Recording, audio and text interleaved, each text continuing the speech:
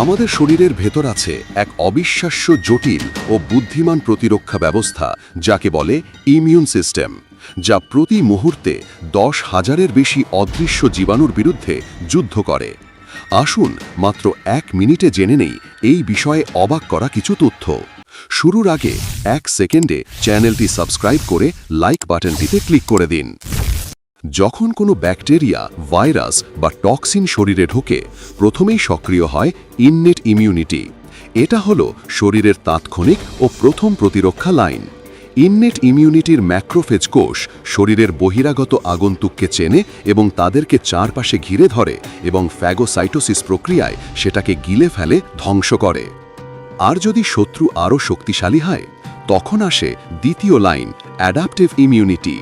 এখানে টি sell আক্রমণকারীকে target করে মেরে ফেলে, আর বি সেল তৈরি করে অ্যান্টিবডি, যা ভবিষ্যতে ওই জীবাণুকে আবার ঢুকতে দেয় না। এই অ্যান্টিবডিগুলোর জন্যই শরীর জীবাণুকে মনে রাখে। এটাকেই বলে ইমিউন মেমোরি, যার কারণে একই রোগ বারবার হয় না। সুতরাং ইমিউনিটি শুধু প্রতিরক্ষা নয়, এটি একটি পূর্ণাঙ্গ বুদ্ধিমান নেটওয়ার্ক যা সারা জীবন আমাদের সুরক্ষা দেয়। ভালো ঘুম, ভালো খাবার, ব্যায়াম এগুলোই ইমিউনিটিকে শক্তিশালী রাখে। ইমিউন সিস্টেম নিয়ে আরও গভীর ও শিক্ষামূলক ভিডিও চাইলে কমেন্টে জানান আর সাবস্ক্রাইব করে আমাদের পাশেই থাকুন। ধন্যবাদ।